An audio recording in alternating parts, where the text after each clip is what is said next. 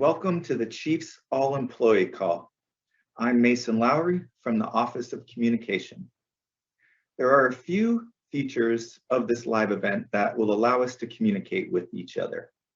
Closed captioning is available for participants. To enable closed captioning, please hover your mouse over the screen, select the three dots, and click Closed Captioning.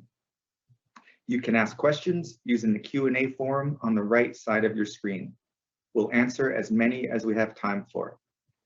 If you're experiencing technical issues, please submit your technical inquiry in the Q&A forum for a moderator response.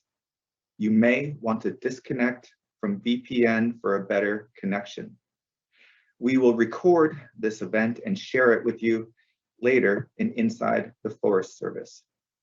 Finally, we may experience some technical difficulty. If that happens, just be patient with us as we recover. Now, I'll turn this over to Acting Chief of Staff, Mary Snikes. Over to you, Mary. Thank you, Mason. Good afternoon, everyone, and good morning for those of you on the West Coast. My name is Mary Snikes. I'm currently Acting Chief of Staff, and I'll be the host for this afternoon's call. Welcome, everyone, to the Chief's All-Employee Call this afternoon, where we're going to be talking about reentry and taking our first steps towards becoming a hybrid organization. Our presenters will share information with you for about 30 minutes, and then we'll get to as many of your questions as we can. We already know that we won't be able to answer all the questions that you have, but please know that all of the information, relevant information and links that we have at this time will be posted on the pandemic page on FS Web. We'll also be posting, a recording and summary of this call inside the Forest Service with all the pertinent links. Thank you so much for your attendance today and your attention, and I know you'll offer great questions. With no further ado, I'd like to turn this over to Chief Moore. Hey, thanks, Mary. And so again, good morning and good afternoon to everyone. You know, our intent here today is to really go over expectations for moving back into the workplace, but we don't want to take up all the time giving you a lot of information that you may or may not be interested in. So we wanted to be a little bit more surgical about today's event. We need to share some high-level things with you for sure, to give you a context and a foundation of what we're trying to achieve, but we really want to know what's on your mind so that we can talk specifically to the questions you have and the things that you're maybe concerned about. You know, I'll start by saying that, you are the most important resource in this whole endeavor. And because of that, safety is going to be our priority. So this event is going to talk about how do we re-enter back into the workplace in a safe manner. I won't go over expectations there. It'll be shared following, some of the deputy chiefs and associate chief coming up after me. But just know that you are our priority, and because of that, safety is going to be a critical core point in what we do and how we do that. You know, even though reentry is the topic, if there's some other things that's on your mind, please feel free to say what that is too. I had a chance to meet with some employees in Colorado this week, and it was employees from Jeffco, the regional office in Region 2 there, Arapahoe Roosevelt Forest, and I believe we had a few representation from the Pike San Isabel there as well. And, you know, it was a really, really good discussion, but one of the issues that came up had to do with capacity. And I was asking, are they seeing capacity? And not yet was kind of the response, and I'm taking liberties with this. You know, and my response to them was that, that may take a while because as these jobs come out, they're open to everyone. And when we have employees that are already on board, looking to advance and get a promotion out of some of the vacancies, but we want to support that. Just know that as we support you that are already on board getting promotions, it delays bringing in additional people into the organization to really get at this capacity issue that we're trying to achieve. So I only say that to let you know that we welcome your applications. We want to see you advanced, and we also want to see new people come in to really look at how we increase our capacity. So, you know, I'm supposed to talk to you about this hybrid workforce and how should we re-enter into this work environment. But I also need to acknowledge that, for some of you, you have never left the workplace. And we recognize that. And I think the closer you get to the ground, whether you're at the district office or the supervisor's office, most of that field-going workforce never really left. In fact, because you stayed on board, you had a tremendous challenge and you did extremely well. I think we did have at that level some folks that was in the administrative arena that did take off and work remote, and all in all, it worked out really well. I think the higher up you go, regional office, station director, Washington office, and satellite offices, I think we had a lot of people that worked remotely. And as a regional forester, I wondered, could we be successful nationally? I saw success as a regional forester. Since being in this job as chief, I've seen where we've successfully nationally. And I should say that I'm surprised, but I'm not, because my experience with us as an agency is that no matter what the challenge is, we may start slow, but we figure out a way to make things work. We're that dedicated to the mission of this agency. That's one of the things that I'm most proud of, is that our level of commitment to the mission of this agency. And I brag about that all the time in this job, about the kind of employees that we seem to attract.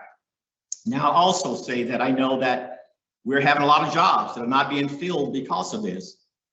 And so are so many other organizations, whether that's private, whether that's government agencies, whether it's state agencies. There's a lot of vacant positions out there. And what has made the Forest Service so attractive is that we have great employees. So everyone is competing for the type of employees that we have in the organization. And while that's a good thing, it also leaves us with challenges on board.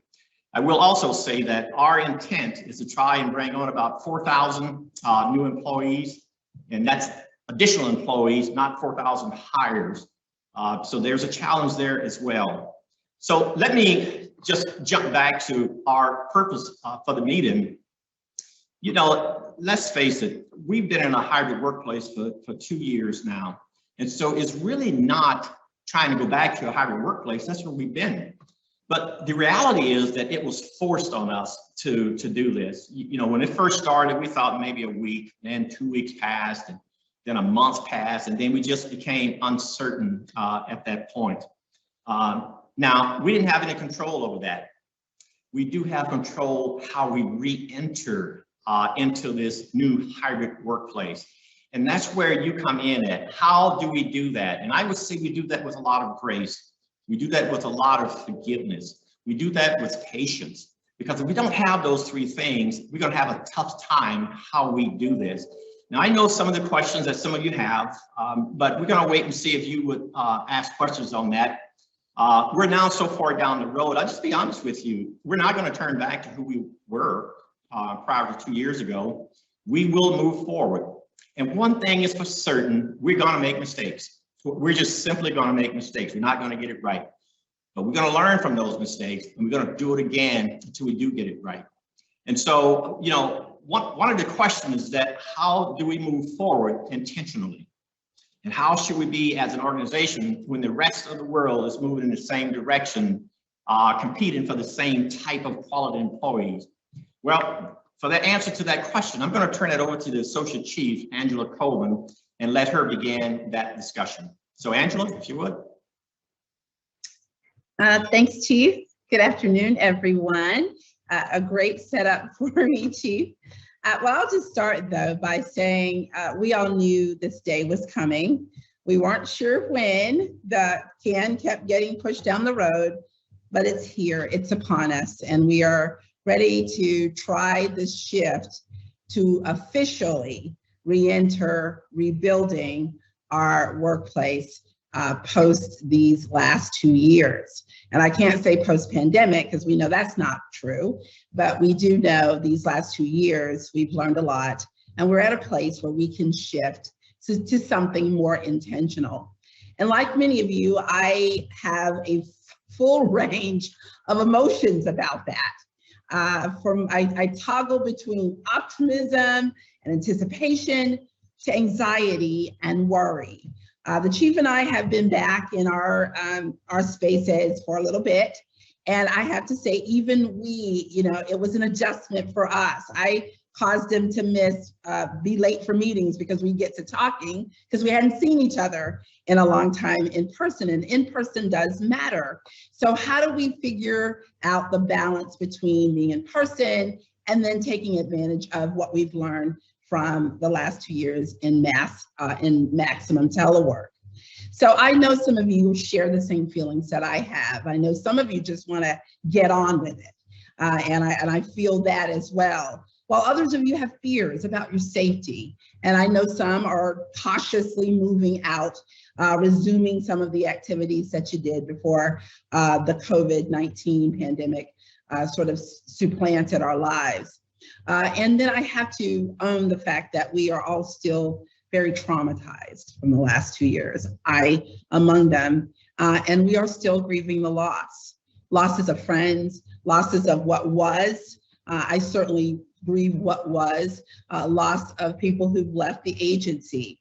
And so I want to always affirm that those feelings are legitimate, they are real, and they have to be worked through, they have to be processed, and we have to give each other grace and space to do that, especially as we round the corner to enter into this new phase. And I liken this new phase a little bit like what it is when when you're in a hurricane and you evacuate, or you evacuate as a result of an earthquake, and you return, or even after a fire. And I think that's something that we know really, really up close and personal.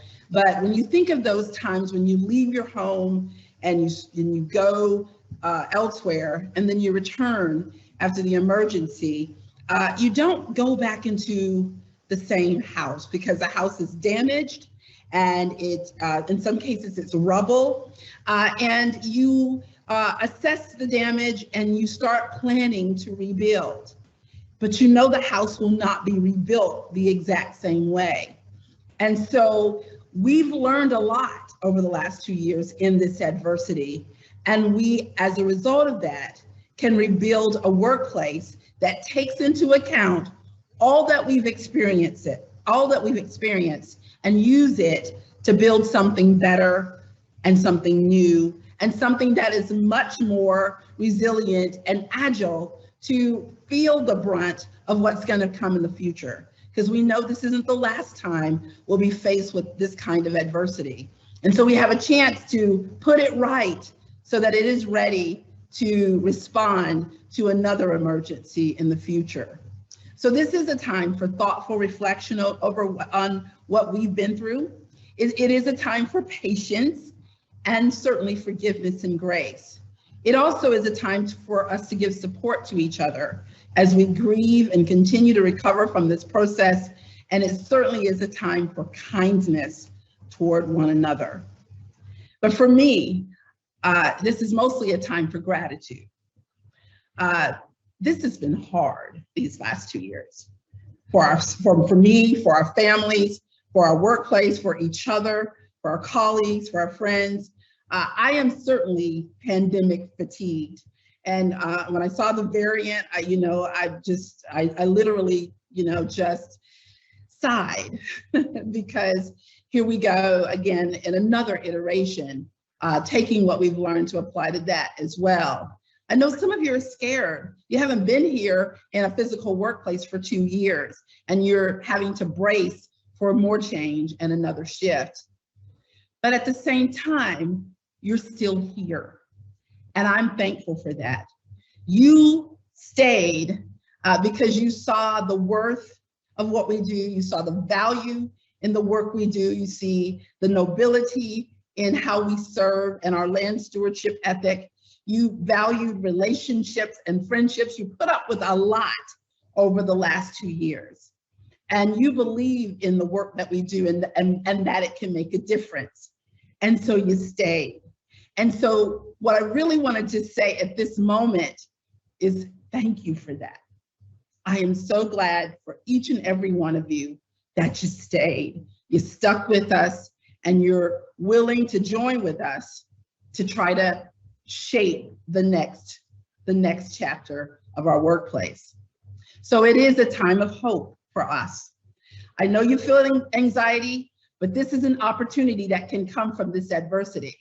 We can reshape our workplace differently than we had before. Now, we always talk about resiliency in our workplace and building it among our employees, and that's good because we do need to have the resiliency to recover from disaster, and that's important. But what's also important in adversity is that we've grown. I've grown as a leader. I'm very different. What's important to me now aren't the same things that were important to me before the pandemic. We've all grown. And now is the time to take that growth and use it and apply it and reshape what our workplace can be in this new chapter.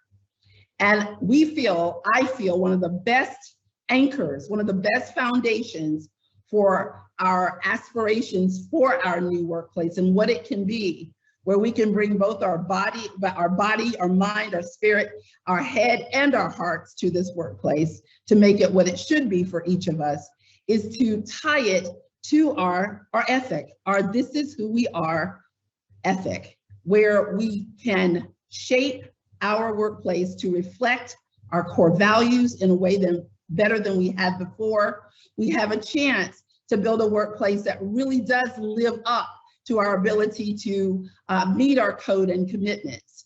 We did it well before the pandemic. We were just learning how to do it. And now we're at a place where we can shape a workplace that we can make decisions through that lens of how we treat each other with respect, how we have a workplace where we can empower one another and set it up as a learning lab where we can scale up our lessons and learn from our mistakes and take risks, knowing that we are going to learn from them. The chief just said, we're going to make mistakes, make those mistakes, knowing that we can learn from them and scale them up and apply the learning in a way that we all benefit. We can shape our organization to do that in a way that we haven't in the past because we have new platforms, new ways to connect than we've ever had. We can build a workplace that does protect one another in a different way. It can model integrity and allow us to better invest in relationships. At the end of the day, we want a workplace that better positions us to work together from wherever that is, telework, remote, or in person, to achieve our mission and deliver our services using a variety of ways. At the end of the day, the American people benefit, our forests benefit, our grasslands, our communities, they all benefit. And this is an opportunity to keep the best of what we've learned over the last 2 years. Now, let me put the caveat in. There is no way with 30,000 employees, we can make these choices that in a way that everyone agrees with everything we do. That is quite impossible. And some actions are going to make you cheer. Others are going to make you shake your head in consternation, and others will raise concerns. And so it's going to be another period of adjustment, and some of it will be hard, but it's also a place where we're going to make progress and we're going to be different. And one thing I want to set as an expectation of how the chief and I are showing up and how we expect all of our leaders to show up at every level is we are going to be open, we're going to be respectful, inclusive, we're going to be responsive to the things that you do raise, curious about asking questions about how we can get better, what are some of the ideas that you have, and most importantly, trustworthy, empathetic, and caring. And we will adapt and we will adjust as we learn, as we all learn. So today is about the initial decisions we've already made working with your supervisors and our leadership. These decisions are going to guide our initial reentry. And as the chief said, they are not perfect, but it is our best attempt based on what we've learned over the last 2 years, based on what we know about our service expectations, our space needs, and how we need to show up in this new chapter. And then we will continue to adjust beyond this initial period. So what is entailed in the initial phase, what we'll call phase 1? Well, we've completed our work with the union and reached agreement on how we will make our shift, our official shift into this new phase, the reentry. And so on June 6th, which is the first pay period after the Memorial Day holiday, we will commence this move. And that means that starting tomorrow, April 15th, and this will go through April 22nd, each permanent and term employee will receive notification about your eligibility for your telework or remote status. And this is in the initial phase. Now, let me say, we recognize that some employees who are at high risk for COVID or who are caring for others who might be at high risk, we will be responsive to those needs in an empathetic way. And we will be open with flexibilities to hear what other concerns may be brought up during this initial time. We also know that there will be an onslaught of new employees who have never reported to a physical workplace. And we only know them by by the people we've experienced on Teams. So we've got some work to do to officially welcome our new employees back into, or for the first time, into their physical workplace, while we figure out a way to do an enterprise-wide reboard for everyone. And once again, this little booklet, This Is Who We Are, will be a very good anchor and guide for how we do that in all those pieces as we do this initial entry. In phase 1, as I said, you'll receive your notification, and then we'll begin the transition of most employees who have been in maximum telework to their new schedules based on their notifications of their status of eligibility for telework or remote. Let me say that again, because that was clunky the way I said it. What we're saying is the Forest Service will begin to transition employees who have been in maximum telework postures during this pandemic. You'll resume or start your new schedule based on the notification letter that you'll receive that tells you your eligibility for either remote or telework. And I will say, in proportion, the majority of our employees, most of them of course are field-based, but those in the telework versus full-time versus situational telework make up the bulk of those notifications, and a smaller proportion for remote. So we've been working with your supervisors on making these choices, and once you resume your schedule or start your new schedule, you'll work with your supervisors to sign your new telework agreements and then work through the specifics of the transition. And again, I will stress, we are open to maximum flexibility in trying to respond to the different needs that'll come up during this phase. And then in short order, after the June 6th time and people are notified and begin their new schedules, we will take a harder look at those positions at the regional office, Albuquerque Service Center, and Washington office. We'll take a harder look at those positions because they deserve further review when it comes to determining their permanent designations for eligibility for remote. So we're going to take a harder look in phase 2, is what we're calling it, at those positions located at the Albuquerque Service Center, the Washington office, and regional office, because those jobs tend to be more in a grayer area than some of the other jobs at the field level. So that is what we are calling phase 2. It'll come right after we start to resume our schedule. So stay tuned for that piece, and Tony Dixon will unpack that further. And then down the line, we have a responsibility as directed by USDA to set up a process that will allow us on an individual basis, as individual employees see fit, they can make a request for us to reconsider their remote status or telework status.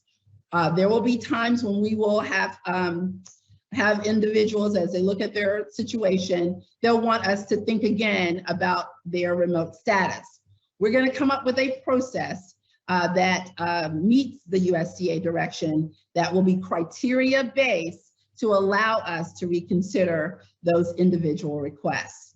Now, as the chief said, this is going to be a period of adjustment, and we will learn and we will make new choices based on what we learn. But this is the initial plan to get you your notifications, to get us all moving by June 6th, and then to do the phase 2 relook at the folks who are in the ROs, but regional offices, Washington office, Albuquerque Service Center, because of the nature of their work, to see if remote applies. And then thirdly, to set up an enterprise-wide opportunity for those who want to request a relook as individual employees.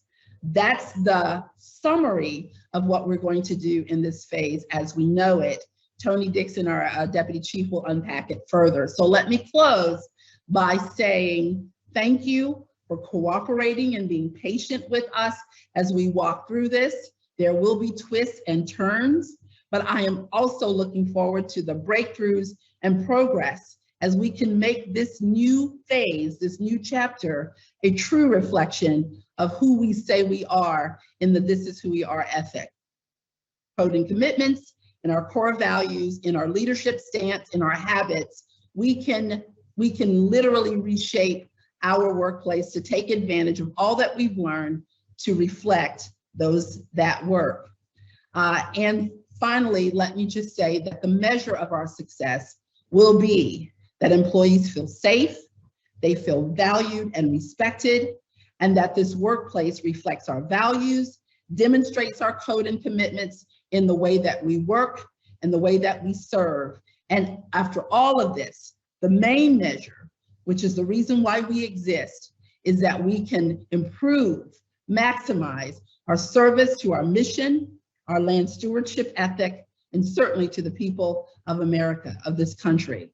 So my request to those of you who have stayed with this is to stick with us a little longer, continue to grow with us, and help us rebuild our workplace and the workplace ethic that supports it. We need you. We need every one of you. So thank you for all you're doing. Thank you for all that you're going to do. Thank you for walking alongside this process. And we appreciate your support for this effort. And most importantly, thank you for staying safe.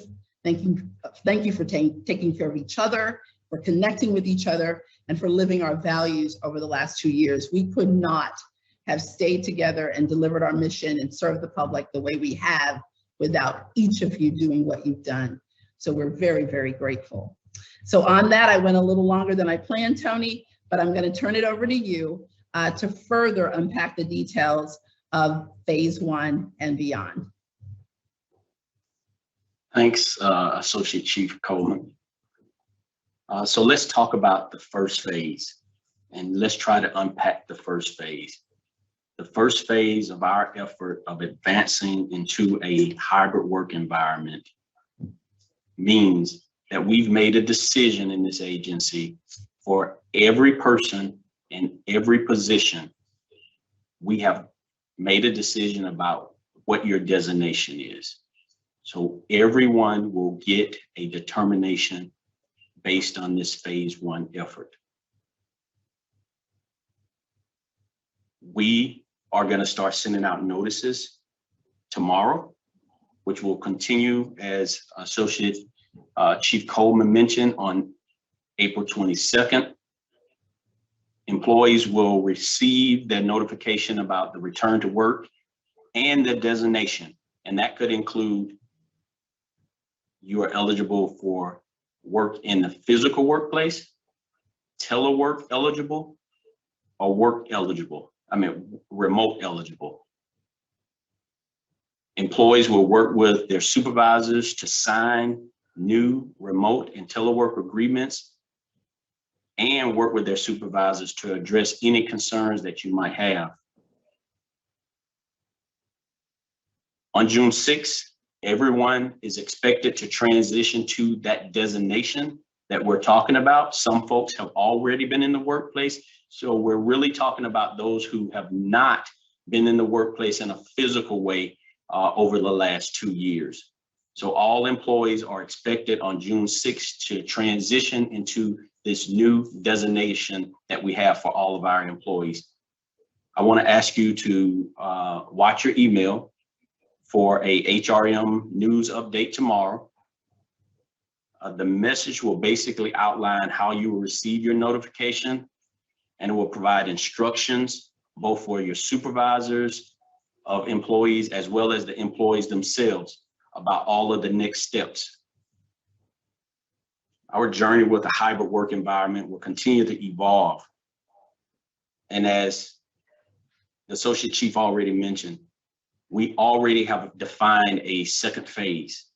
And that second phase is to use a criteria base and do a reassessment of the Washington office, the ASC, our regions and stations to determine if in fact we want to make different decisions than the decisions that we are going to be announcing and making starting tomorrow through April 22nd.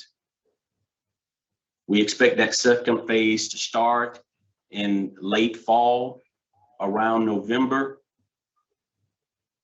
And during that time, we're going to really integrate all of the lessons that we've learned about how to deliver our services even better than we have in the past.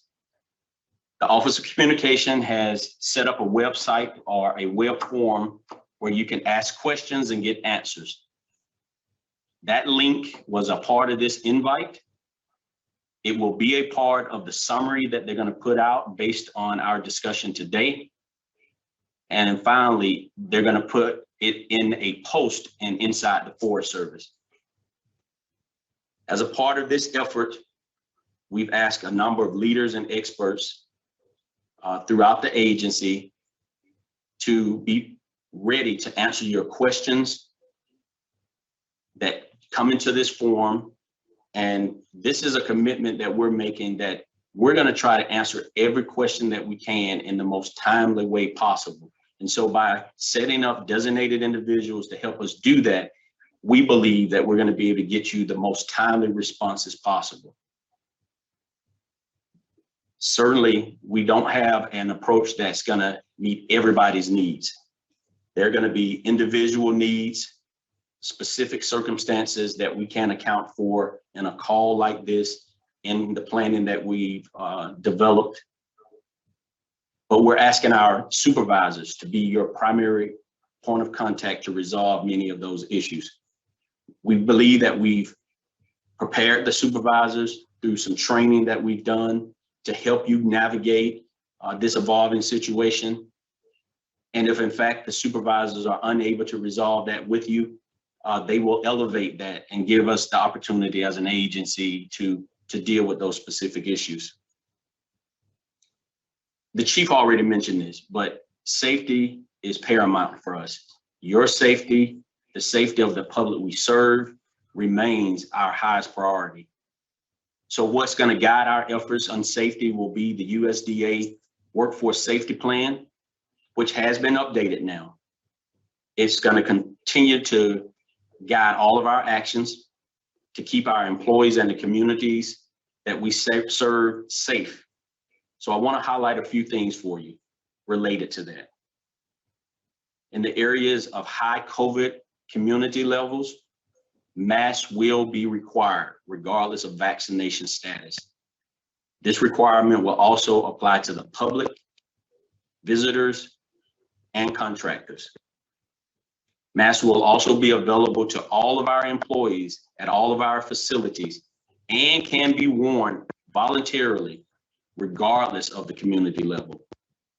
Additionally, while travel restrictions have been lifted domestically in the United States for counties with low or medium community levels, only mission critical travel can be conducted when permitted in areas that have the high community levels. So I just want to make sure I'm clear about that. Travel restrictions have been lifted in areas that have community levels of low to medium, but we can only travel to areas that have high community levels if in fact it's mission critical travel. And we're relying on all of our leaders across the agency to help make those informed decisions. We still don't have all the information we need right now about vaccinations and testing requirements. That information is forthcoming, but we believe that we will have that information very soon, and we look forward to sharing those details with you. I've gone over a number of things that the Associate Chief already covered. I wanted to be really succinct about what today's decision and discussion was about. And what we simply are saying is that we have made a decision in the agency for all positions, all employees, about your designation. And you will get that in writing through your supervisors, through an automated process that we've set up starting tomorrow, going through April 22nd.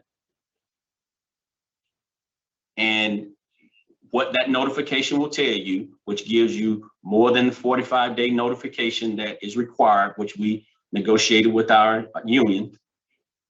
Notification is 45 days in advance, but it means that we are expecting everybody to make the transition into this new work schedule by June 6th.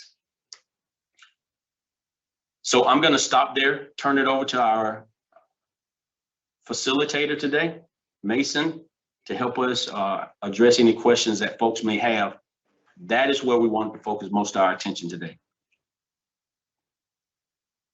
Thank you, Tony. I'll be taking questions and that are they're showing up in the chat for me. So I will be doling those out to folks who I think have an answer. And Tony, since you are on the screen right now, I'll start with one for you. Question is, curious if anyone at the WO level is looking at the cost of living, especially in California. This is affecting our ability to hire and keep good employees. Most of the forests in Region 5 do not receive a COLA, and the costs continue to rise, especially housing. Mary, do you mind saying the first part again? I missed it. Sure.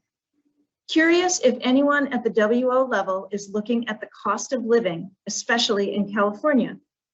It's affecting our ability to hire and keep good employees. Most of the forests in Region 5 do not receive a COLA, and the costs continue to rise, especially housing. Thank you for that, Mary. So that the short answer is not specifically related to COLAs. But we have focused a lot of attention on making sure that our employees are having livable wages. $15 an hour is an effort that we've pursued here in the agency, where we have instituted, and it took a lot of effort, to be honest with you, but across all disciplines, not just in firefighting series, but across the agency. We now have a new pay scale for our employees, where you make a minimum of $15 an hour in our agency. That's just one of the efforts that we're thinking about, but we're also doing a lot in our workforce planning when it comes to how much someone earns. And that is looking at multiple grade level opportunities, career ladders for employees, as we even focus on hiring for the expedited hiring that we're doing across the agency. We're making sure that even in those processes, as we bring on new employees, that we're creating those opportunities as well. So we don't have a specific focus on COLAs, but we are certainly concerned about how much our employees earn. And we're doing everything that we can to make sure that they have wages that can support the housing needs that they have, as well as, you know, just the quality of life in general. Thank you, Tony. This next question I'm going to direct to Mark Green. Mark, we have a question here.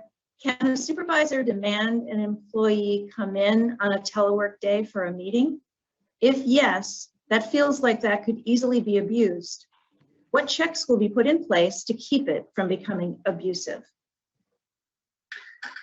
I would just say that the overall intent of the telework and your telework agreement with your supervisor are so that you can maintain a routine, regular schedule. So I'll just throw that out there, that that's the intent of the policy from the department and the Forest Service as well. We don't want leaders abusing their authority in any case. And we certainly want our leaders to understand that the stability in their schedules. We all have our individual work-life balance, especially in this time of as we're transitioning. We have got to give each other space. Certainly, there may be a time, infrequently, if there was some kind of a training session where we would know in advance where we might need to ask an employee to move their telework day around here or there for some mission critical training or something like that. But it would be on a very, very infrequent basis. I think that's the expectation from all of our senior leaders. And so we would ask our supervisors to make sure that they're not getting into a position where it feels like they're having employees not have a stable schedule. Thanks, Mark. I think Chief Moore, you wanted to weigh in.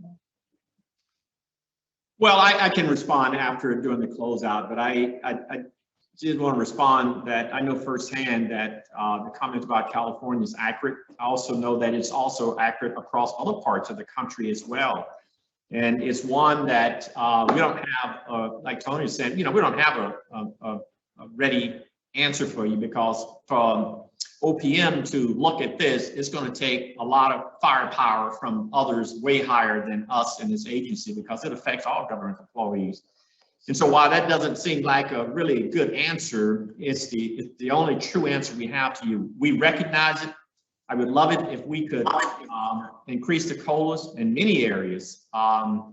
But I just to be upfront with you, I know we don't have the ability, but what I can do, and I think what we can do, is bring that up to the secretary when we're talking about that, because I know that other agencies are dealing with that same kind of issues.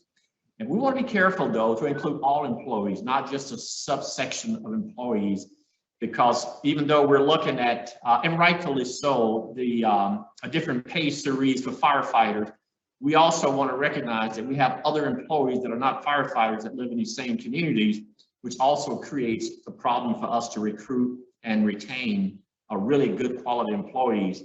You know, I was in Colorado earlier this week, and I was amazed to find out that, and I won't name names, but you know, there's just fast food restaurants offering $25 an hour. So while we're happy to get 15, there are many other places that's jumping on the bandwagon much quicker than us and offering $25 an hour as a starting wage. And so, yes, I agree with you. It is a huge problem, and it does get in the way of recruiting and retention. And so I think it's worthy of us bringing it up to see how high up the pole that we can take it. But I agree with you, and it's something that we really need to pay attention to and try to be responsive to.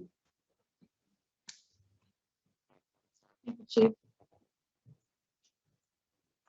This is a question for, let's see, NFS. Let me go to you, Chris. Are the dates for opening public offices such as visitor centers and public service centers the same as back to office dates? And can we open earlier if everyone who will be staffing is okay with it?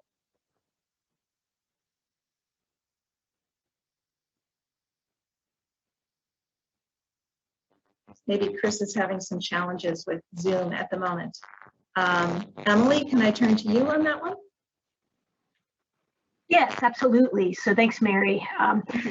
So last summer, we reopened facilities based on, as you all know, our 25% cap that we have in place for our employees. And those decisions to reopen facilities were done at your level with the regional forester station directors and line level discussing that. So there is nothing preventing work that needs to be done on site from occurring. What we've been asking people to do is, if the work can be done remotely, to stay remote, work in this maximum telework phase until, of course, we give the notifications to the employees to come back. We're looking at the facility assessments, making sure that we have HVAC, air handling units to the optimal ability, looking at fire extinguisher, life safety support. But there are visitor centers open in many areas. And so those decisions really are more at a local level. If the work can be done remotely, we're asking people to continue to do that. But if there is work needed to support the public's needs, our partners' needs that must be done in place, yes, that can be done and is being done in various places. Thank you, Emily. I have another question that I think is for you. What are we doing for underrepresented communities of vulnerable employees with disabilities who the vaccines don't work for? Are they going to be required to report to the office? Well, thanks, Mary. I'm getting a little feedback from you, but it might just be me. Are you able to see me okay and hear me okay? Yes, I can see and hear you just fine. Okay, great. So we absolutely have, and we worked very diligently with our union partners with NIFI, and I would ask you to go to our pandemic site and look at the signed agreement. We have some special provisions for high-risk employees, which are in there. We have special provisions for reducing exposure, and we also have some discussion around just family challenges with transportation and childcare and things of that nature. So without getting into all the details, please do take the time, go to the website, and it is links there. Thank you. Thank you, Emily. This is a question for Tony Dixon. Currently, the department has mandated a cap in our fleet size. With additional employees coming on board, will we be granted relief from the fleet size limits to increase transportation capacity? Excellent question. It's something we're working on with the department. We haven't gotten a final answer on that as of yet, but we are trying to make sure the fleet size that we have is sufficient for the workforce that we are bringing on. And we just don't have answers for that right now. But we're looking at a combination of things, and I want to really speak to that as well. We all know that hybrid vehicles are now available, and we have vehicles that run completely off of electric power. And so we're actually looking at that as an option as well. So as we modify our fleet as well, that's going to be a part of the solution that we're looking into, but we're trying to resolve that as we speak right now. I can tell you one of the things that we've been able to do is that we're not downsizing the fleet right now. We have gotten a bit of reprieve from the department in that regard, is that the fleet is not being further decreased, but we're working on finding a broader solution for the new workforce that we're growing. Thank you, Tony. And you touched on another question that came in about the same time, asking about lessons learned from the pandemic that we can take to use to reduce our carbon footprint going forward. And you started to talk about electric vehicles. So very good, thank you. I have a comment. Angela's analogy to rebuilding a house that burned down and that we know it won't be rebuilt right away is really well done. I find that a very helpful framework to think about how we will be rebuilding our workspaces and the ways we work in the future.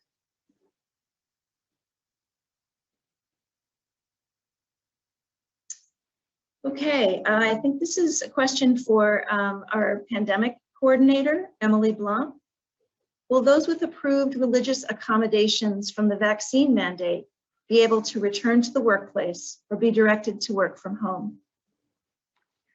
So as many of you know, we have kind of two things we're trying to balance, and our leadership spoke on those. We have the vaccine mandate that was in the injunction phase, which has gotten some new information just in the last week.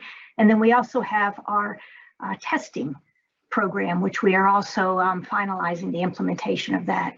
So again, depending on what the terms are of your accommodation, if you are approved to have a reasonable accommodation, it will have in that accommodation what those accommodations are. And whether it's approved to work from home or not is certainly not something that is driven by, it's more a determination based on what your request was and the findings of that request. Our plan is to have a very robust testing program in place for any individual who is not fully vaccinated or who has elected not to provide their information when they come into an office and when the conditions are medium or high. So someone under a religious accommodation may still need to come into the office. Perhaps they may not be required to be vaccinated, but that may or may not allow them exemption from the testing. The testing and the vaccine, we just need to keep kind of two different hats on right now. Being exempt from the vaccine under accommodation does not automatically say you're not going to be required to come into the office and then potentially also be under a testing program when conditions are medium or high. Thank you, Emily. And I hear that I'm providing some feedback when I'm speaking, so I moved my phones farther away. Please let me know if you're still getting that feedback. All right, this is a comment for Associate Chief Angela Coleman. Thank you, Angela. The tears are welling. Your vulnerability and authentic leadership gives me strength. And now the question, what did we learn during the pandemic that we will consider implementing in the future? Do you have any specific examples? You know, I struggle with my unmute button. That's one of them. We're all going to spend the rest of our lives saying, I'm on mute. Thank you for the lovely sentiment. One of the things I did learn, the people who know me know that being a journalist, I came to leadership thinking emotions were supposed to be set aside. And one of the biggest lessons for me personally is growing to learn how to lead with emotion and not in a way that takes us down, but hopefully makes me real to you as a human being. That's one of the most important lessons for me personally. But the agency has learned a lot about ourselves and how we can work. And one of the things I think is really important from a philosophical standpoint, without getting into nitty-gritty details, is we've learned that there is no such thing as work-life balance. It's really balancing our life and work together. And whether you're teleworking or in the office, that's an ongoing struggle. And so we never can compartmentalize work and life. They go together. So that's another big lesson I think that we took from the pandemic. And another lesson is we did manage to stay connected and bring together people together on platforms just like we're doing today. And that was very valuable. In fact, we brought together groups we never would have thought to bring together simply because of our proximity and our geographic distance. But the computer, the Teams, Zoom, they allowed us to practice inclusion in a way that we never have. But we also know that there was a cost. I was talking to some of our partners and they miss us. They miss their relationships with us. They miss the ability to sit down with us. And so that's very much in my head, in as much as I want to maximize our flexibilities around telework and remote. I realize that there's also a cost of that. There's also a cost to our employees. I am eager to form new ties with the new folks who have joined the Forest Service. I want to be able to lean on them and have them lean on me and be accessible to them in the hallways, to check in with them about their families and just see them. So while I am so grateful that we had all these platforms and that we could definitely perform using a telework posture and all the technology available to us, we also know that that comes at a cost. We are made to be connected and to be in relationship. And we've got some work to do to bring that part of ourselves back into this reentry process. At the same time, we need more technology. We need to build on our infrastructure because our skills and talents and our ease with this electronic platforms, we've gotten kind of good. And so we've got to build from that and really invest in a way to make the most of that. Chief, I see your camera's on. I don't know if there's anything you wanted to add to that or not. That's just the beginning of my list of lessons. Oh, I'm going to end with this one. We all learned how to lead with empathy in a way that we never have before. We start with asking people, before we ask them to do something, we ask them how they're doing. That's different. That's a big lesson. And I think that as a leadership ethic, as a part of what we expect of all leaders, of all employees, is to lead with heart and empathy in a way that we never have before, that we can never go back to the way it was. We need to see each other, value each other, and dare I say, love each other in this workspace. And the pandemic taught us that. Back to you, Mary. I can go on and on that question. I want to give the chief a chance to speak up here. No, I think Angela did a really good job of addressing that issue. So we can go on to the next one so we can get to more. All right, will do. All right. This is another question for Deputy Chief Tony Dixon, Deputy Chief of Business Operations. We have onboarded employees for 3 weeks now that still don't have computers. How can we make the onboarding process more efficient?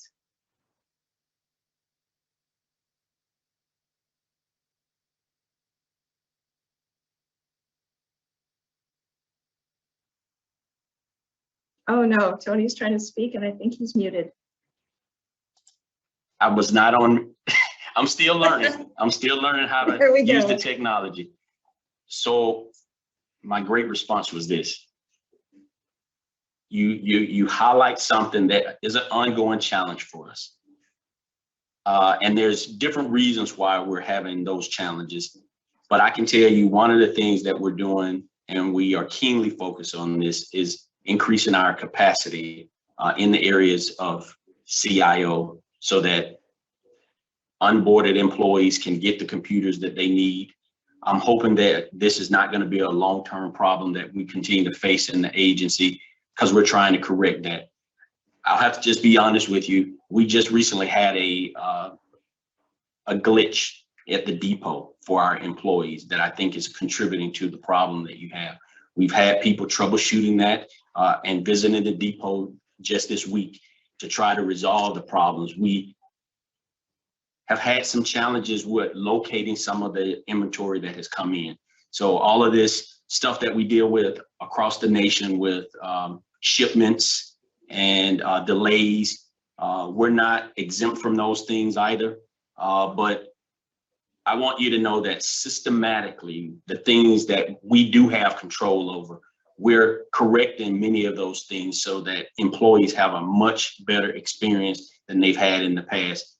But even with our best efforts, we have had some trouble with that. And the latest being the identification of our equipment, because now we're in a depot with all of USDA, and we've had a glitch in the system, and we're working through that as we speak. Thank you, Deputy Chief Dixon. The next question will be for Deputy Chief of State and Private Forestry, Jalen Paul Rivera. When will our fire folks be told who is getting the bill pay raises, the bipartisan infrastructure law pay raises, and when will they be effective? Okay, well, good afternoon, everyone, and thank you, Mary, and thank you for that question. And I appreciate that people really have a strong desire to know that. We are working very closely with Interior and the Office of Personnel Management on both the firefighter pay provision of the infrastructure bill as well as the classification provision. I wish I could say right now exactly when the pay increases are going to go into effect and exactly who all is going to get them. Unfortunately, I cannot do that right now. We're still working. We're kind of working on what I would say is the final interpretation from our attorneys and Interior's attorneys about the mechanics of this. And I realize that that is not a very satisfactory answer. and that it kind of sounds overly bureaucratic. And, I just want to name that is accurate. The bill is not particularly easy to implement. It was written in a way that experts at OPM would not have recommended. And so we have to work our way through that.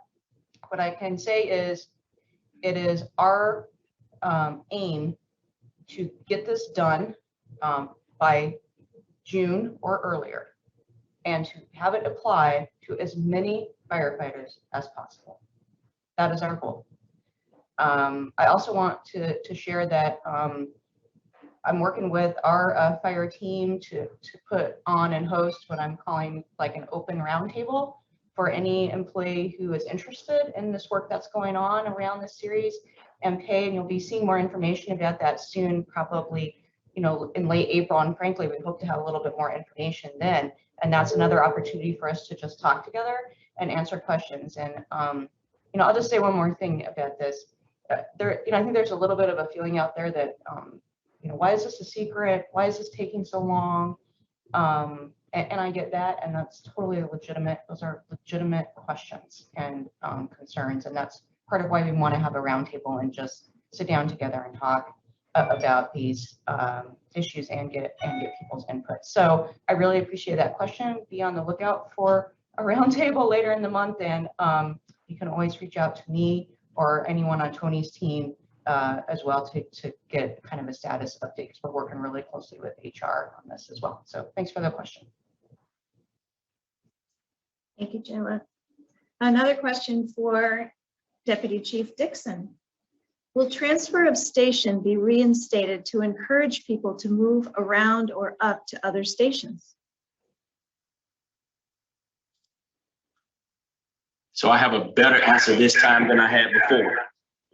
I have a better answer than I had before. And that answer is yes. We have already moved to reinstate TOS. And we're using that in our vacancies across the country. In addition to that, we've expanded the use of incentive payments for relocation, which is another tool that we're using to help employees who incentives would better fit their circumstances, their situations. And so the answer is a flat out yes. We understand, recognize the need for that so that we can move employees to the places that they need to move for these employment opportunities that we have in the agency. I do want to add though, Tony, yes, that's a tool in our toolbox, and yes, and I'm so glad Tony and his team have made those changes. But and the chief and I talked about this today, as you are applying for jobs, it's experience that matters, and you can get that in a variety of ways. And that doesn't always mean, moving, although that's one. There are other ways you can get experience. And so we're building a system that honors, balances both sides, because we know what the culture of this agency has been. I've moved 8 or 9 times with the Forest Service, but I also recognize that some of my best experiences were within the same regional office, and being able to distinguish them and get credit for them in the competitive process is just as important. So I want to name that. Yes, we're glad to put that tool in a refined way back out there, but all experiences matter and everyone needs credit. And there are many ways to qualify for the next opportunity.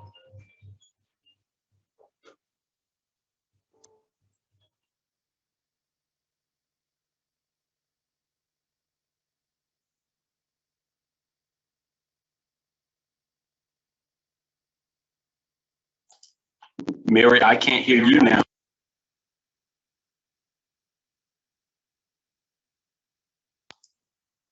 We can't hear you, Mary. Mason, I think Mary's lost audio for some reason. And, So we might have to have John or you step in. I will jump in. Thank you very much. Get my camera going. All right. This is why we have backups, everybody. I will take over. Next question. I'm interested to hear how potential cost savings by leases where we reduce our footprint might be used to upgrade technology and offer more training on best use practices. I'm just going to go to Deputy Chief Dixon. I know he knows this.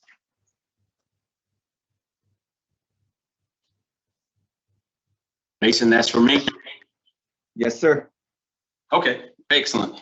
So this is not a direct answer to your question, but what you're asking about is part of the reason that we're taking such a deliberate approach to how we're re-entering the workplace and how we create a hybrid work environment. So your questions around cost savings and leases and the training associated with that, we have a national effort going on to look at how to reduce our national footprint.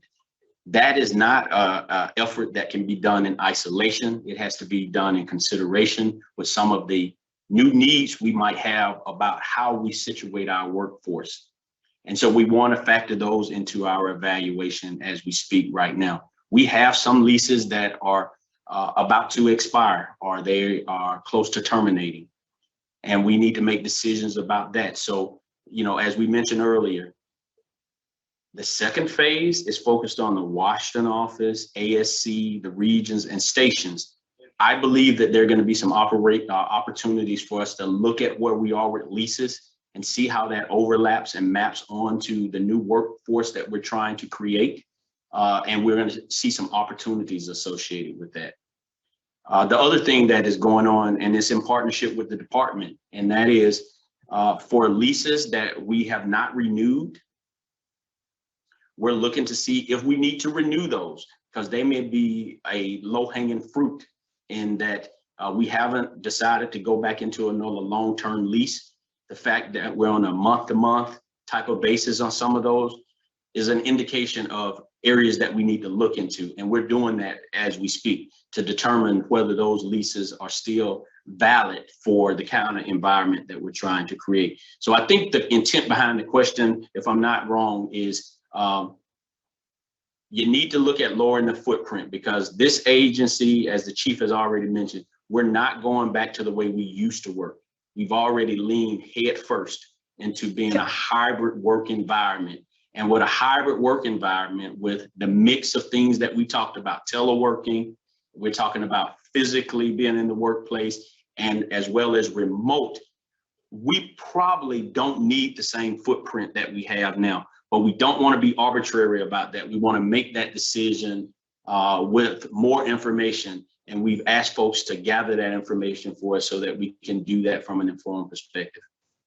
And I will add to, I think the question also said, can we take those savings and put it in technology? And what a great suggestion. There is no question.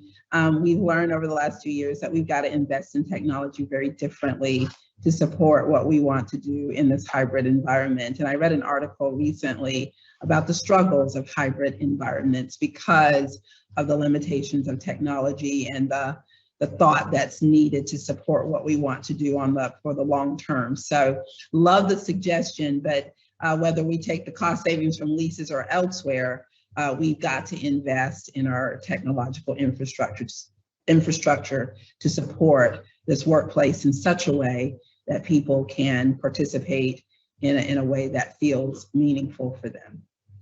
I want to just. I'm glad you introduced that point. I'm sorry, Chris. I was just going to mention quickly that we are not currently realizing any savings from leases.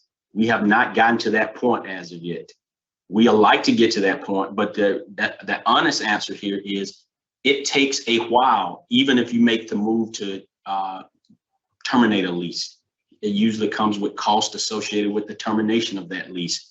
And sometimes, depending on what moves you're making, you're going to have additional costs. So I just want to set expectations that there may not be immediate cost savings, but it's a long path that we're on. And we're looking to reduce costs over time and reduce and reapply that savings that we have from that to the priorities of the agency. So Chris, I'll stop there because it looks like you have some thoughts. Yeah, I want to answer a related question. that is with this, and I think this is sometimes what can make folks like try to figure out, well, what, like who's on first. So, you know, next to leases, we also have our regular facility infrastructure, and we recognize that, you know, across the agency, there are facilities right now, our administrative facilities, our bunkhouses, our housing that are not meeting the needs for our hiring right now, nor in many cases are we keeping up with the deferred maintenance that's needed in those spaces, and that there needs to be a focused investment here. I mean, we're hearing this really clearly from all the regions across the board, right? And so there's this balance, right? We're talking about the need to decrease the lease space. At the same time, we're advocating for, in the agency through our budgets on the Hill, and looking at opportunities in the infrastructure bill, in our current appropriations, and the Great American Outdoors Act. How do we start to move some investments in upgrading, expanding, and addressing the housing issue, the bunkhouse issue, and the state of our administrative offices across the country, those that we own. And so there's like this balance in here to me. It's the same discussion we were having earlier on fleet. We recognize that, you know, there's a need for us to be more efficient, and we're also asking the agency to increase our fuels work through the money coming through the bipartisan infrastructure law. That's field work, and there has to be a commensurate amount of fleet to meet that work. And so we're looking at how to match that within the funds that are coming in right now. So it's yeah, in any of these conversations, I think there's some balance here that we have to consider.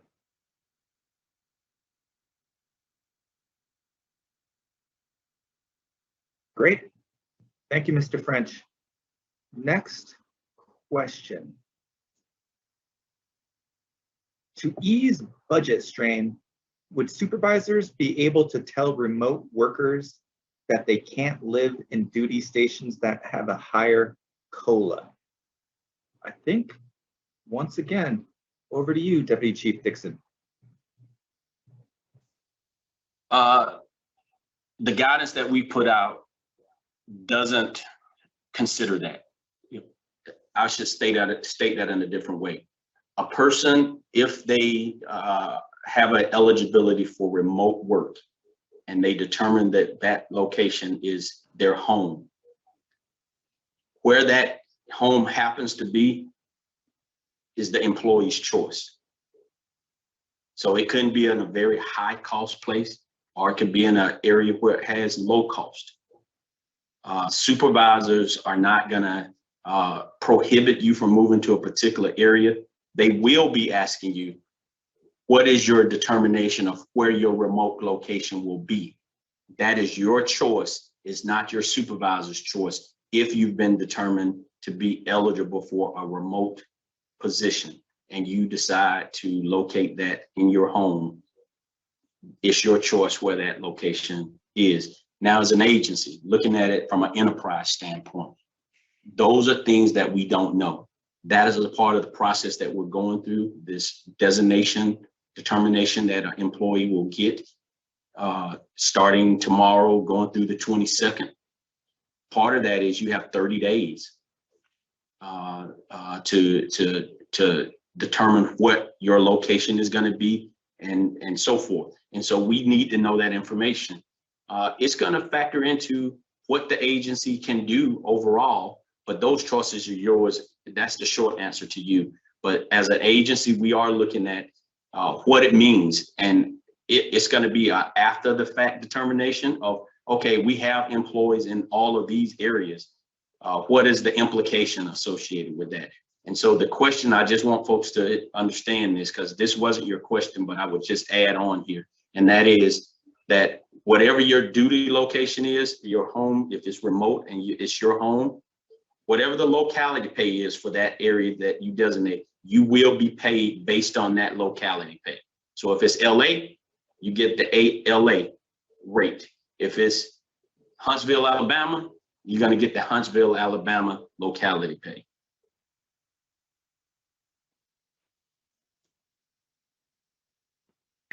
Tony, Can I add a little bit to your answer? I think that was a great answer. Please. And I just want to make sure that folks understand, I think, what you're saying, and I'm hoping I don't screw this up. If you're a remote employee, when you get hired for that job, it's the job that is a remote job that you're being hired to fill. And so the supervisor at the time, when you're hired for that position, if you happen to be in Los Angeles, like Tony was saying, in a higher cost of living area, and the supervisor does not have a requirement that the job be located within a certain geographic distance, well, then your duty location would become Los Angeles if you were hired for that job. We want to make sure that employees understand that it's the supervisor at the time of hiring, when they're advertising these jobs, when your determinations are made this time. If you're determined to be a remote employee, your duty location is going to be wherever you happen to be living right now at the time.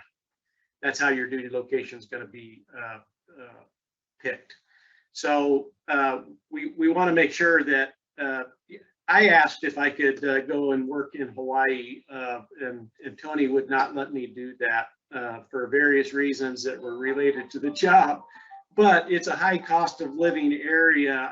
I would be costing the agency some money, quite a bit of money potentially. And if we had a lot of employees that were doing that, it might not be a good fiscal responsibility on our part, and it might have an impact on mission delivery. So there is a give and take between the supervisor and the leaders, the supervisor and the employees.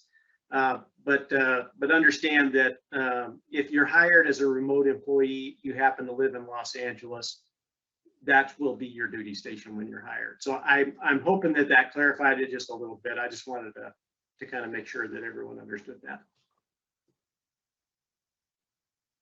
Thank you for having my back, Mark.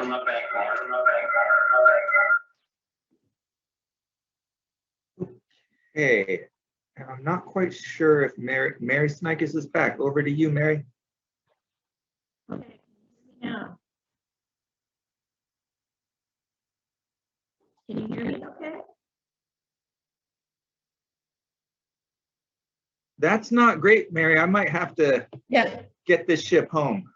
Okay, sorry, is that better? No, No? I think we're just gonna have to blame this on the net. Yeah, I'll keep going.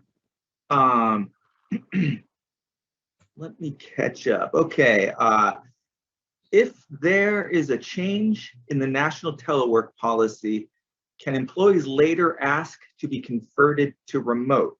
For example, the previous administration's policy was 1 day per week. Current policy is 4 days per week. Any takers? I might go to Deputy Chief Dixon. It's a kind of tricky question the way that it was asked. So your designation is the best way I want to describe this. So if you have been designated as telework eligible, then you're telework eligible. The only time that will be reconsidered is in these phased approaches that we're talking about as an agency. We're doing that in an agency-wide effort to make determinations about jobs. But starting tomorrow, we will send designations out. So if someone is listed as a telework eligible employee, that's what your designation is. You will make a determination of whether you want to telework or not to telework, because you could choose to still work physically at the office in the workplace. But if your job hasn't been deemed eligible for remote status right now, there's no specific approach in place to change it from telework unilaterally, individually, to a remote status. I hope that answers the question. There's some nuances, but I'm just trying to be as concise as possible. Thank you. Yes, next question is about targets. I love everything I'm hearing about patience and empathy and the work we do on this transition. Will there be a lowering of targets, goals, formal expectations that will provide us with the space and grace to do this transition thoughtfully? The burnout across the entire workforce is the highest I've seen in the past 2 decades. And if we push this too quickly, even more folks will resign for positions outside the government with better work-life balance and flexibilities. And I think this is perfect for the chief and associate chief, whoever wants to go first. Yeah, let me respond to that, because for those of you that know me personally, you already know how I'm going to answer this question. First of all, the only thing that I would ask us to do is what we can with what we have. I'm not asking people to do more than what they should be doing. And so at some point, when I say this, I'm looking directly at the supervisors, but I'm also directly looking at the individual who cares so much that they not only do what they think needs to happen, they also do the expectations of the supervisor. Sometimes they're not the same. And so there's no easy answer to that, but I do want you to hear from me directly as chief.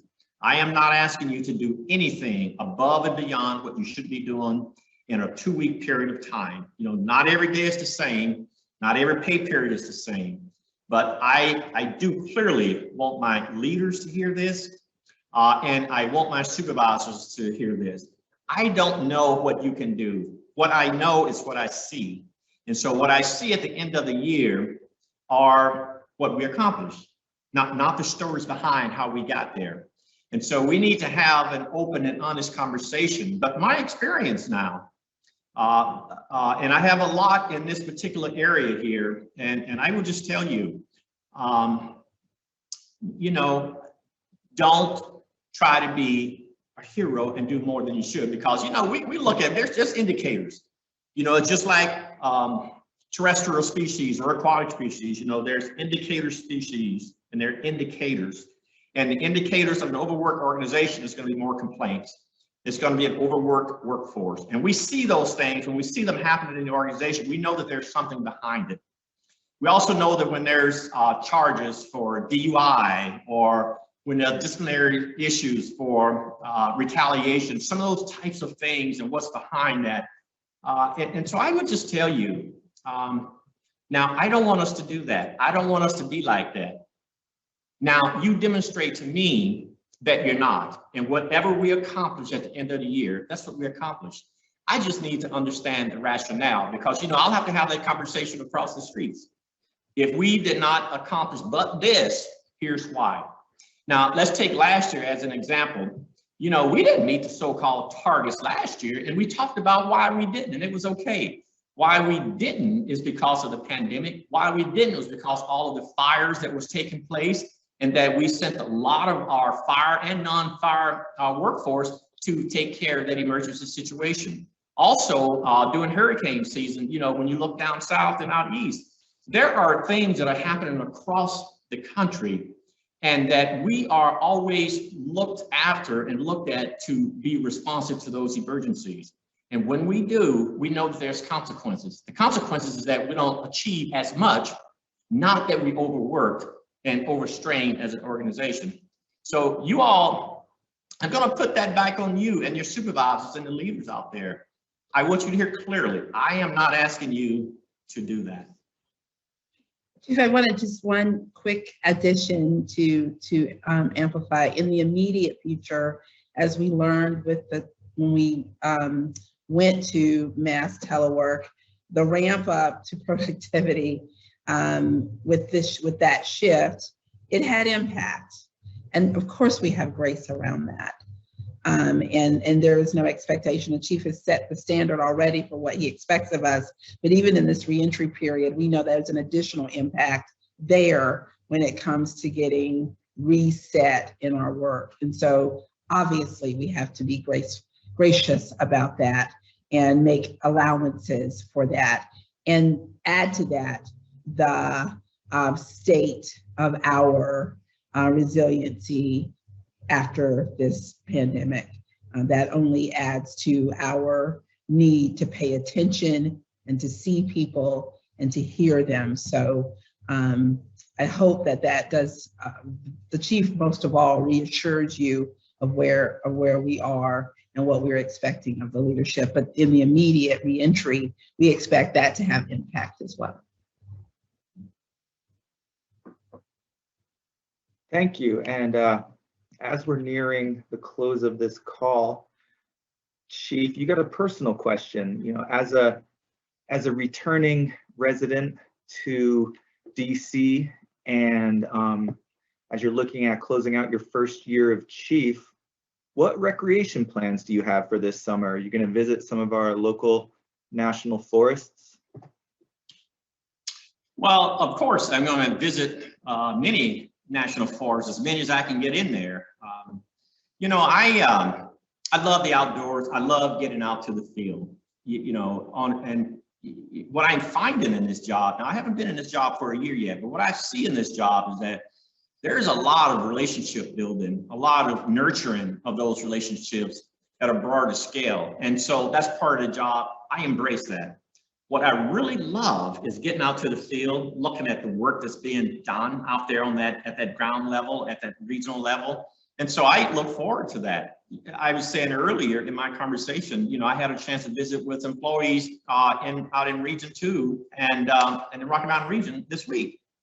I love that opportunity. I was down in Louisiana last week looking at a lot of the storm damage and hurricane damage. Those were good days for me. And it was a really good contrast to what life is like here in DC. So I appreciate that. One thing that I also appreciate is that when you look across the country, there's different cultures across the country, and each one has something really special and unique about it.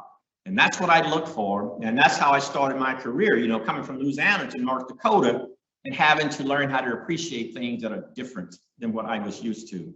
It's learning to have an appreciation for things that are different. And so I'm looking forward to that in this job as chief, as I have an opportunity to get out across the country, different regions and stations, forests. So yeah, I'm looking forward to it. Thank you, Chief. And everybody, we're pretty close to being out of time. So Chief or Associate Chief, do you have any closing remarks? I have some. Angela, you want to go first? Just thank you. Thank you for the questions. Keep them coming. And we appreciate all of your support and help as we rebuild together. You all are amazing employees, and we would not be here without each of you. So thank you. Over to you, Chief. Thanks. And really, thank you all for taking the time too to be on the call. You know, there's a lot of things that we have to do, and there's a lot of things that we've been doing. And, you know, as we look at what does work look like now that we're going to try to re-enter, so to speak, into this new organization that's being created and the parts that has been created already, I would just ask us again to be patient with each other and show a lot of grace toward each other, because there are questions that have not even been asked yet. So naturally, we don't have the answer. So when questions are raised, give us the grace to find answers, to be responsive to those things that you are seeing at your level of the organization. And just know that we're committed to having a really positive workforce and workplace. So we look forward to that. You know, when I think about the capacity issue across the agency, it's really been affected over the last 15 to 20 years. You know, I've said on a number of occasions that we've lost about 40% of our non-fire workforce. And that really has an impact on how overloaded we are. And, you know, what's ironic though, and this is what's hard to explain to people across the streets and on the Hill, even though we've lost that much, we still produce a lot, close to when we had it. Now, the answer is why. We know technology helps us out to a great degree. We also know that we're working extra hard, long hours, many days to get that done because we care so much. You know, and I always talk about Forest Service employees are here because of the lifestyle, not because it's just a job. But now the good in that is what we see. The bad in that is that we'll let it kill us trying to do what we love doing. And I would ask us to don't do that. Again, I'm going to echo, don't do that. Now, what can we do as an organization to help you? Let's look at hiring. Let's look at our position descriptions. Let's look at how long it really takes to advertise a job and get that job done. And what I want us to do, and I just want to confess that in front of all employees, I do not want us focusing on the high-end jobs and then we focus on the low-end jobs. Now, some of that stuff we have to. One example would be, as we look at increasing our capacity as an organization, we do have to have the organization in place to accommodate that increased workload. One example would be contracting. Another example would be G&A. We have to have an organization in place to handle the additional work in the way that we work differently. So if we work through partners, whether it's through shared stewardship opportunities, whether it's through grants and agreements, whether it's through any other volunteers, partnerships, we need to have that part of the organization in place, and we're doing that. You know, we just went out and hired a bunch of engineers. We didn't hire as many as we wanted to because of the competition out there for these jobs. And so we know we have to do that. Now, the question I want to leave with you all, when we look at this hiring and capacity issue, and I brought this up in Colorado earlier this week, you know, we do want to add capacity, but you play a role in this because when we advertise for jobs, you are going to be applying for those jobs because it's an opportunity for a promotion for you. And so as you do that, first of all, we support that. But as you do that, just know that the unintended consequences is that we have not added capacity. We've rearranged the deck with our current employees, giving them promotion, which is a good thing. So just know that we are trying, we're going to be committed to doing this thing until we get it right. Now, the other piece I'll say, and I know we're running out of time, but here's the other piece that we do to ourselves and it hurts us time and time again. You know, I looked at these whole, let's take a recent one. And Jayla, you know, you've heard me say this. I'm looking at 400 plus position descriptions for fire as we look at this whole pay issue. And the question I asked Jayla, you know, there's a long distance between 400 and 12. I think it should be no more than 12. Jayla says 400. So we have work to do because I think that a GS5 firefighter in Mississippi is the same as a GS5 firefighter in California or Michigan. And so if that is the case, why do I need to have one for different geographic locations? That's the kind of stuff that if we really want this organization to move into a better spot, we all play a role in how we do that. And I'll say time and time again, let's not necessarily always look up for these answers. Ask yourself, why do I have to be different if I live in Mississippi or Louisiana versus California or Colorado? You know, so I want you to ask yourself that because we do some of this stuff to ourselves. And so HR is doing everything they can to try to fill these positions really quick. But these are the types of challenges that they're running in from time to time. And so here again, I'd love to hear back from you on these things. I know that I speak as well for Angela and the deputy chiefs here as well.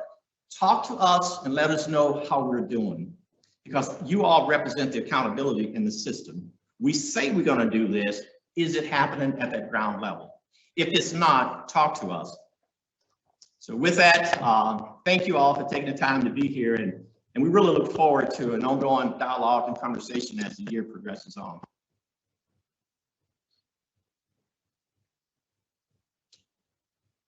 Thank you, guys.